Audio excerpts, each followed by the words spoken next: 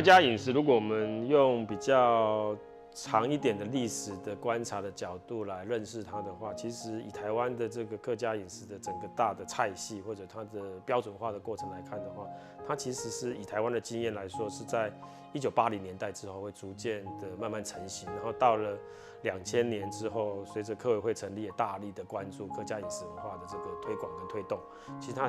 成型比较清楚。那可是其实大部分人可能都知道说，我们在客家饮食文化有一种标准的介绍的方式，是它的咸香油这样的一个通俗的说法。可是这个我们今天可以回顾来看的话，其实是在那一个比较早期客家经济条件比较不那么成熟，或者比较不是那么丰沛的情况下，他把一些比较肉制品，特别是猪肉的产品，都当成是非常珍贵、有价值的产品。那所以就很明显的突出了它在这方面的一些饮食上面的风味的特色，以及它好像变成了最主要代表客家饮食的一个类型。那可是随着时代的发展跟变迁，当然今天已经更重视说我们在饮食文化的这个处理跟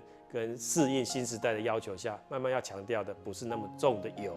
也不是那么重的咸。那其实在这个时代下面，也慢慢看得到，其实有更多不同的这个客家料理，它慢慢开始强调这方面的转化，或者是用各式各样不同的方式来调整这个方面，可能过于在今天的时代下面，能够让它慢慢的不是需要那么重的口味，然后可能甚至也不要再有那么多的怀疑，会带来对健康方面的影响这个是我想是时代背景下面看得到客家特色的一些条件。那